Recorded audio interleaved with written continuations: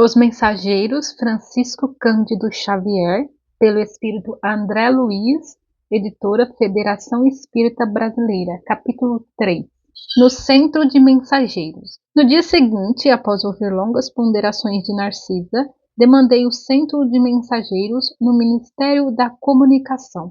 Acompanhava-me o prestimoso Tobias, não obstante os imensos trabalhos que lhe ocupavam o círculo pessoal. Deslumbrado, atingi a série de majestosos edifícios de que se compõe a sede da instituição. Julguei encontrar algumas universidades reunidas, tal a enorme extensão deles. Pátios amplos, povoados de arvoredo e jardins, convidavam a sublimes meditações. Tobias arrancou-me do encantamento, exclamando: "O centro é muito vasto. Atividades complexas são desempenhadas nesse departamento de nossa colônia espiritual. Não creia esteja resumida a instituição nos edifícios sob nossos olhos.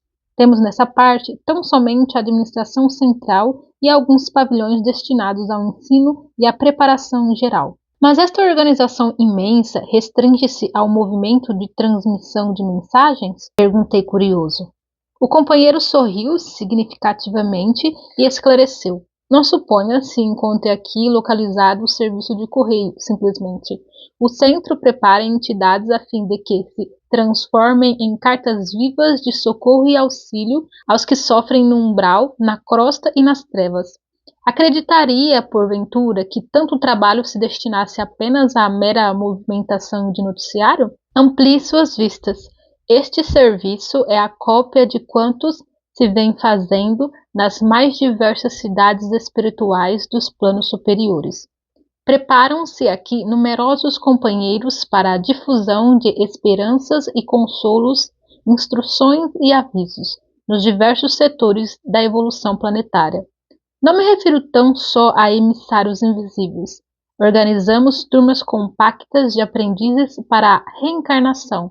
Médiuns e doutrinadores saem daqui a centenas anualmente. Tarefeiros do conforto espiritual encaminham-se para os círculos carnais em quantidade considerável, habilitados pelo nosso centro de mensageiros. Que me diz? Interroguei surpreso. Segundo seus informes, os trabalhos de esclarecimento espiritual devem estar muitíssimo adiantados no mundo. Fixou Tobias expressão singular, sorriu tranquilamente e explicou: "Você não ponderou, todavia, meu caro André, que essa preparação não constitui ainda a realização propriamente dita. Saem milhares de mensageiros aptos para o serviço, mas são muito raros os que triunfam. Alguns conseguem execução parcial da tarefa, outros muitos fracassam de todo. O serviço legítimo não é fantasia, e esforço sem o qual a obra não pode aparecer nem prevalecer. Longas fileiras de médiuns e doutrinadores para o mundo carnal partem daqui, com as necessárias instruções, porque os benfeitores da espiritualidade superior, para intensificarem a redenção humana, precisam de renúncia e de altruísmo. Quando os mensageiros se esquecem do espírito missionário e da dedicação aos semelhantes, costumam transformar-se em instrumentos inúteis. Há médiuns e mediunidade, doutrinadores e doutrina, como existem a enxada e os trabalhadores. Pode a enxada ser excelente, mas se falta espírito de serviço do cultivador, o ganho da enxada será inevitavelmente a ferrugem. Assim acontece com as faculdades psíquicas e com os grandes conhecimentos.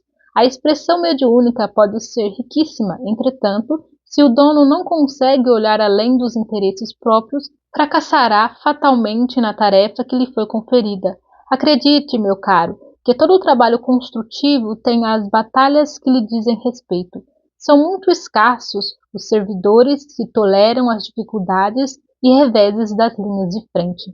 Esmagadora percentagem permanece à distância do fogo forte.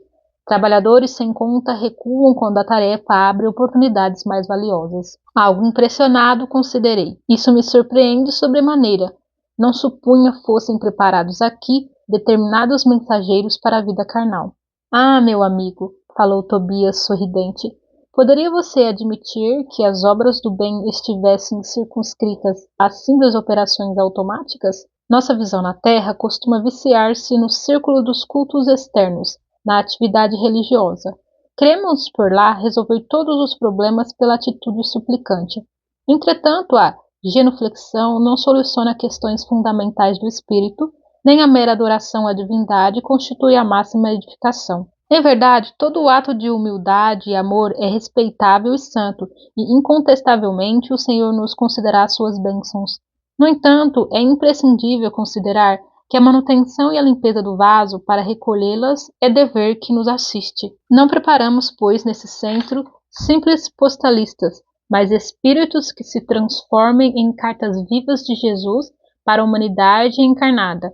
Pelo menos este é o programa de nossa administração espiritual. Calei emocionado, ponderando a grandeza dos ensinamentos. Meu companheiro, após longa pausa, prosseguiu observando. Raros triunfam, porque quase todos estamos ainda ligados a extenso pretérito de erros criminosos, que nos deformaram a personalidade.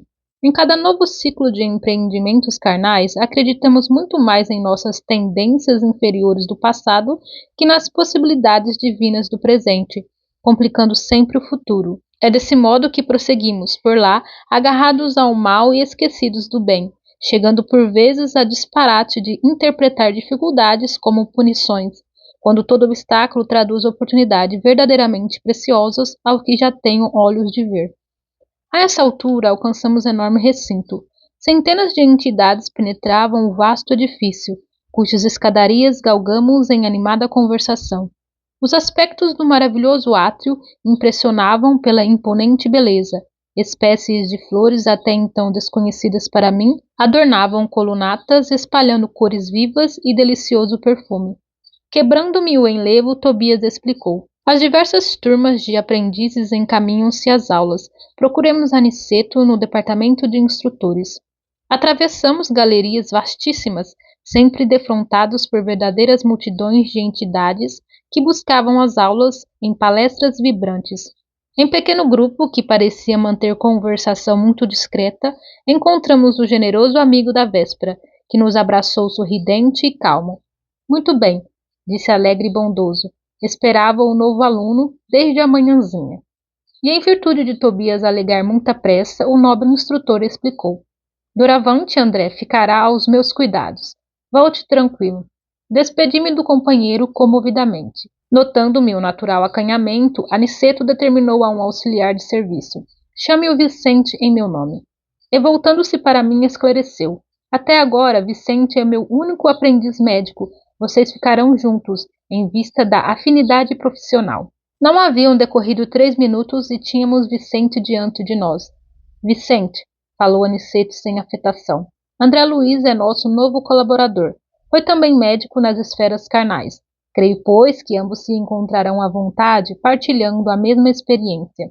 O interpelado abraçou-me, demonstrando extrema generosidade, e após encorajar-me com belas palavras de estímulo, perguntou ao nosso orientador: quando deveremos procurá-lo para os estudos de hoje? Aniceto pensou um instante e respondeu: esclareça ao novo candidato os nossos regulamentos e venham juntos para as instruções após o meio-dia.